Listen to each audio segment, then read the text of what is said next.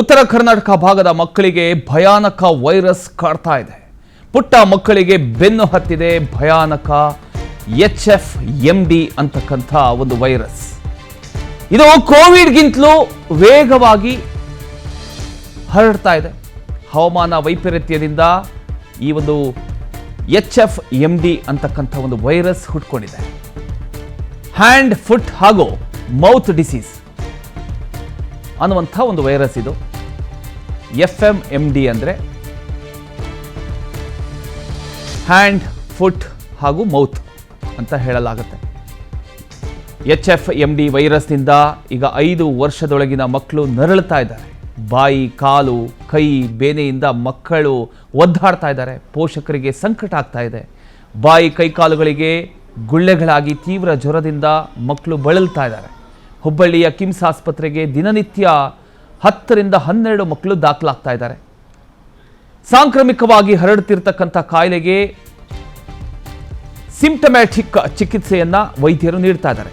ಪುಟ್ಟ ಮಕ್ಕಳಲ್ಲಿ ಈ ವೈರಸ್ ಕಾಣಿಸ್ಕೊಳ್ತಿರೋದ್ರಿಂದ ಈ ಒಂದು ಸಮಸ್ಯೆಯಿಂದ ಪೋಷಕರಲ್ಲಿ ಆತಂಕ ಹೆಚ್ಚಾಗಿದೆ. ಕೋವಿಡ್ ಸಮಯದಲ್ಲಿ ತೆಗೆದುಕೊಂಡಂತೆ ಸಾಮಾಜಿಕ ಅಂತರದ ಅವಶ್ಯಕತೆ ಕೂಡ ಇಲ್ಲಿ ಇದೆ ಅಂತ ವೈದ್ಯರು ಕೂಡ ಹೇಳ್ತಾ ಇದ್ದಾರೆ. ಕೆನ್ನೆಯ ಒಳಭಾಗದಲ್ಲಿ ನೋವಿನಿಂದ ಕೂಡಿದ ಸಣ್ಣ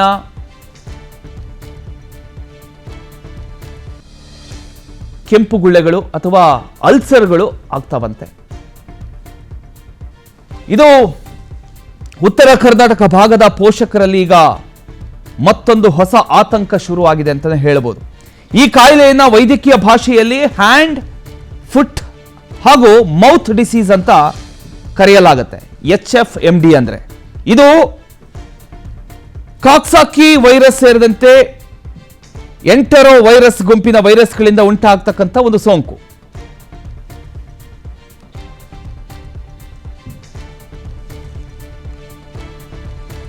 ಎಲ್ಲರೂ ಚಿಕನ್ ಪಾಕ್ಸ್ ಗಣಜಲಿ ಅಂತಿದ್ರು. ಬಟ್ ಈಗ ಹೊಸ ಇದು virus hand, foot, mouth disease ಅಂತೇಳಿ ಅಂದರೆ ಕನ್ನಡದೊಳಗೆ ಬಾಯಿ, ಕೈ, ಕಾಲು ರೋಗ, ಕೈ, ಕಾಲು, ಬಾಯಿ ರೋಗ ಅಂದರೆ ಆ ಏರಿಯಾಕ್ಕಷ್ಟೇ ಅದು ಕ್ಲಿನಿಕಲ್ ಸಿಂಪ್ಟಮ್ಸ್ ಅದ್ರೊಳಗೆ ಬರ್ತವೆ.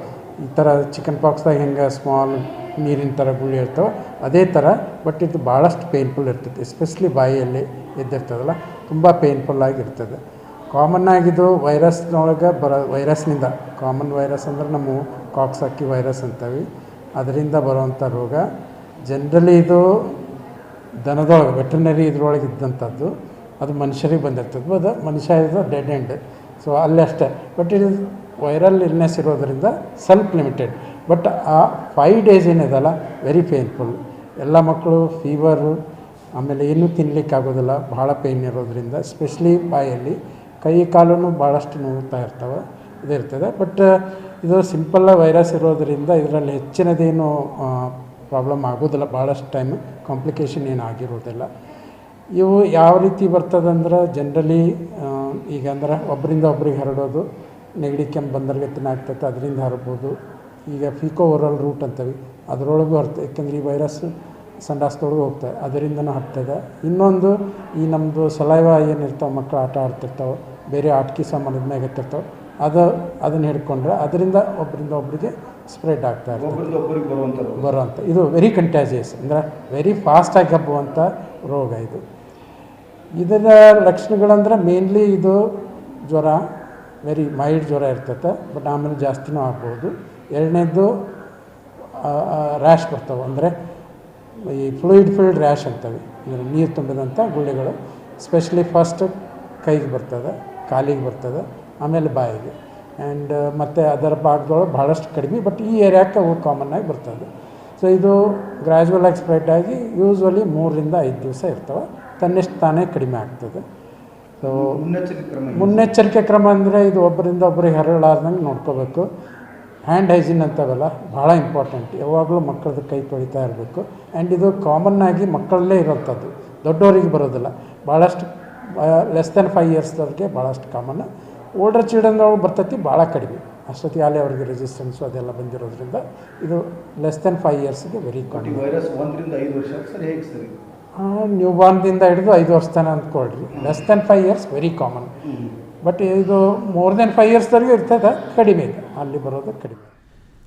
ಎಸ್, ಇದ್ರ ಬಗ್ಗೆ ಇನ್ನಷ್ಟು ಮಾಹಿತಿಯನ್ನು ನೀಡ್ತಾರೆ ನಮ್ಮ ಪ್ರತಿನಿಧಿ ಪರಶುರಾಮ್. ಎಸ್ ಪರಶುರಾಮ್, ಈಗ ಈ ಒಂದು ವೈರಸ್ ಯಾವಾಗಿಂದ ಕಾಣಿಸ್ಕೊಳ್ತಾ ಇದೆ? ಈಗ ಡಾಕ್ಟರ್ ಇದ್ರ ಬಗ್ಗೆ ಮಾತನಾಡಿದ್ರು. ಸೊ ಈಗ ಎಷ್ಟು ಜನ ಮಕ್ಕಳು ಈಗ ಆಸ್ಪತ್ರೆಗೆ ದಾಖಲಾಗಿದ್ದಾರೆ, ಹೇಗೆ ಅಂತ? ಪ್ರಮೋದ್, ಈಗಾಗಲೇ ಹವಾಮಾನ ವೈಪರೀತ್ಯ ಕಂಡು ಬಂದ ನಂತರ ಇದು ಮಕ್ಕಳಲ್ಲಿ ತೀವ್ರತರವಾಗಿ ಹರಡ್ತಾ ಇರುವಂತಹ ರೋಗ. ಈ HFMD ಏನಿದೆ, ಮಕ್ಕಳ ಕೈ, ಕಾಲು ಮತ್ತು ಬಾಯಿಗೆ ವಿಶೇಷವಾಗಿ ಹರಡುವಂತಹ ಒಂದು ಕಾಯಿಲೆ. ಈ ಕಾಯಿಲೆಯಲ್ಲಿ ಲಕ್ಷಣಗಳೇನು ಅಂತಂದ್ರೆ, ಈ ಚಿಕನ್ ಪಾಕ್ಸ್ ಹೇಗಾಗುತ್ತಲ್ಲ ಆ ತರ ನೀರಿನ ಗುಳ್ಳೆಗಳು ಗಂಟಲಿನಲ್ಲಿ, ಬಾಯಿಯಲ್ಲಿ, ಕೈ ಮತ್ತು ಕಾಲುಗಳ ಮೇಲೆ ಆಗ್ತದೆ. ಈ ಬಾಯಿಯಲ್ಲಿ ನೋವುಗಳಾಗುವುದರಿಂದಾಗಿ ಮಕ್ಕಳು ಅಸಹನೀಯವಾಗಿ ಬಳಲುವುದನ್ನ ಕೂಡ ನಾವು ಗಮನಿಸಬಹುದು. ಹುಬ್ಬಳ್ಳಿಯ ಕಿಮ್ಸ್ ಆಸ್ಪತ್ರೆಯಲ್ಲಿ ಪ್ರತಿನಿತ್ಯ 10 ರಿಂದ 12 ಒಳರೋಗಿ ವಿಭಾಗದಲ್ಲಿ ಮಕ್ಕಳು ದಾಖಲಾಗಿ ಚಿಕಿತ್ಸೆಯನ್ನ ಪಡಿತಾ ಇದ್ದಾವೆ. ಪುಟ್ಟ ಮಕ್ಕಳಿಗೆ ಈ ನೋವು ಕಾಣಿಸ್ಕೊಳ್ತಾ ಇರೋದರಿಂದ ಮಕ್ಕಳು ಸಾಕಷ್ಟು ನರಳಾಡ್ತವೆ. ಹೀಗಾಗಿ ತಂದೆ ತಾಯಿಗೂ ಕೂಡ ಆತಂಕ ಕಾಣಿಸ್ತಾ ಇದೆ. ಇದೊಂದು ಸಾಂಕ್ರಾಮಿಕ ಕಾಯಿಲೆಯಂತೆ ಒಬ್ಬರಿಂದ ಒಬ್ಬರಿಗೆ ತೀವ್ರಗತಿಯಲ್ಲಿ ಹರಡ್ತಾ ಇದೆ. ಹೀಗಾಗಿ ಕೋವಿಡ್ ಸಂದರ್ಭದಲ್ಲಿ ಏನು ತೆಗೆದುಕೊಂಡಂತಹ ಕೆಲವೊಂದು ಕ್ರಮಗಳನ್ನ ತೆಗೆದುಕೊಳ್ಬೇಕಾಗ್ತದೆ. ವಿಶೇಷವಾಗಿ ಸಾಮಾಜಿಕ ಅಂತರವನ್ನ ಕಾಯ್ದುಕೊಳ್ಬೇಕಾಗ್ತದೆ. ಜೊತೆಗೆ ಏನು ಹ್ಯಾಂಡ್ ವಾಶ್ ಅನ್ನ ಮಾಡ್ತಾ ಇರಬೇಕು. ಆಗಾಗ ಇದು ಲಕ್ಷಣ ಕಂಡುಕೊಳ್ಳೋ ತಕ್ಷಣ ಆಸ್ಪತ್ರೆಗೆ ಆಗಮಿಸಿ ಚಿಕಿತ್ಸೆಯನ್ನ ಕೊಡಿಸಬೇಕಾಗ್ತದೆ. ಅದರಲ್ಲೂ ಈ ಒಂದು ರೋಗಕ್ಕೆ ಏನು ಸಿಂಪ್ಟಮೆಟಿಕ್ ಟ್ರೀಟ್ಮೆಂಟ್ ಗಳನ್ನ ವೈದ್ಯರು ಈಗಾಗಲೇ ಕೊಡ್ತಾ ಇದ್ದಾರೆ. ಹೀಗಾಗಿ ಮಕ್ಕಳು ಏನು ಒಂದು 4-5 ದಿನಗಳ ನಂತರ ಚೇತರಿಸಿಕೊಳ್ತಾರೆ. ಆದ್ರೆ ಸಾಕಷ್ಟು ನೋವು ಇರ್ತದೆ. ಗಂಟಲು, ಬಾಯಿಯಲ್ಲಿ ಗಾಯಗಳಾಗುವುದರಿಂದ, ಗುಳ್ಳಿಗಳಾಗುವುದರಿಂದ ಸಾಕಷ್ಟು ನಳಾಟವನ್ನ ಮಕ್ಕಳು ಮಾಡ್ತಾ ಇದ್ದಾವೆ. ಹೀಗಾಗಿ ಉತ್ತರ ಕರ್ನಾಟಕ ಭಾಗದಲ್ಲಿ ಈ ಒಂದು ರೋಗ ಈಗಾಗಲೇ ಉಲ್ಬಣಗೊಂಡಿರುವುದರಿಂದಾಗಿ ವೈದ್ಯರು ಕೂಡ ಸಾಕಷ್ಟು ಎಚ್ಚರಿಕೆ ಮಾತುಗಳನ್ನ, ಸಲಹೆಗಳನ್ನ ಕೊಡ್ತಾ ಇದ್ದಾರೆ. ಜೊತೆಗೆ ಏನು ದ್ರವಾಹಾರಗಳನ್ನ ಸೇವಿಸಬೇಕು, ಸಾಕಷ್ಟು ನೀರುಗಳನ್ನ ಕುಡಿಬೇಕು, ಮಕ್ಕಳು ಹೈಜೆನಿಕ್ ಆಗಿರ್ಬೇಕು ಅನ್ನುವಂತಹ ಸಲಹೆ ಸೂಚನೆಗಳನ್ನ ಪಾಲಕರಿಗೆ ಕೊಡ್ತಾ ಇದ್ದಾರೆ. ಪ್ರಮೋದ್, ಥ್ಯಾಂಕ್ ಯು ನಿಮ್ಮೆಲ್ಲ ಮಾಹಿತಿಗಾಗಿ ಪರಶುರಾಮ್.